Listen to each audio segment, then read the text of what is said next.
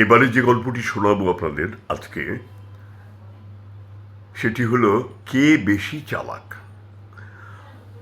স্বামী কাজে গেছে, স্ত্রী করেছে কি, এক গ্লাস খাঁটি দুধের সঙ্গে বেশ খানিকটা বিষ মিঠিয়ে, বেশ ভালো করে মিশিয়ে গুলে রেখে দিয়েছে। এবার স্বামী অফিস কাজ থেকে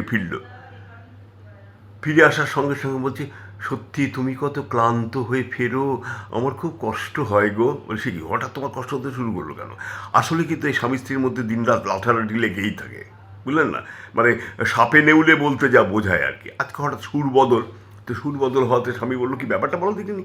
বললো, না আমি ভেবে দেখলাম সত্যি সত্যি আমি তোমার প্রতি অত্যাচার করি, অন্যায় করি, তাই আমি তোমার জন্যে না এক গ্লাস দুধ রেডি করে রেখেছি, তুমি দুধটা খেয়ে নাও। বলো, দাদা জামা কাপড়টা ছাড়ি? বলে, না ছাড়ো, জামা কাপড়টা ছাড়ো, ছেড়ে দুধটা খেয়ে নাও, তোমার চোখের কোলে কালি পড়ে গেছে গো, আহা হা হা।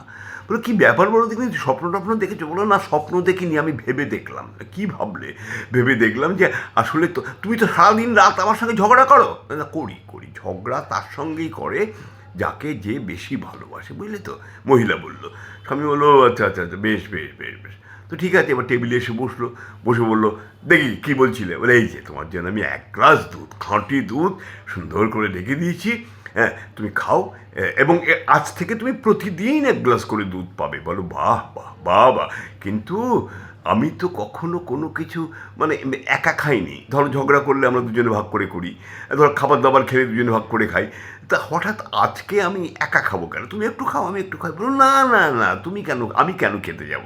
তোমার শরীর খারাপ, তুমি বাইরে বাইরে কাজকর্ম করো, আমি তো আর বাইরে কাজ করি না, সুতরাং তুমি খাও, তুমি খাও, তুমি খাও।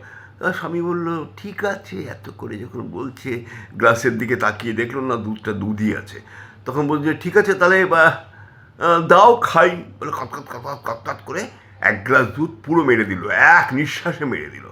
মেরে দিয়ে আবার টেবিলে গিয়ে বসলো একটা, টেবিলে টুকটাক কাজ করছে। আর ওই ভদ্র মহিলা স্বামীর দিকে লক্ষ্য করছে, কি হয়, এই বুঝি টলে পড়লো, এই বুঝি মুখ দিয়ে ফেনা গজালো, এই বুঝি অমুক হলো, হা করে তাকিয়ে আছে।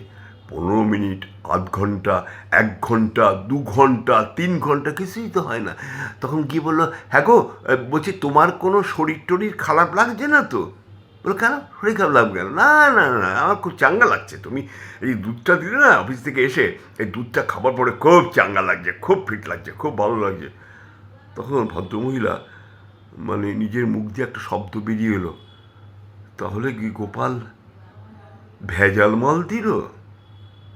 ভদ্রলোকের কানে পৌঁছে গেল কথাটা। বললো, হ্যাঁ, গোপাল কখনো আসল মাল দেয় না, ও সবসময়ই ভেজাল মাল বিক্রি করে। নইলে প্রতিদিন সকালবেলায় আমি যে তোমাকে লেবুর শরবত করে দিই, নালা ভালো করে মিশিয়ে মিশিয়ে করে দিই, কই সেটা খেয়ে তো তোমার কিছু হয় না। এটা শুনে স্ত্রীর চোখ কপালে উঠে গেল, করতে করতে অজ্ঞান হয়ে গেল।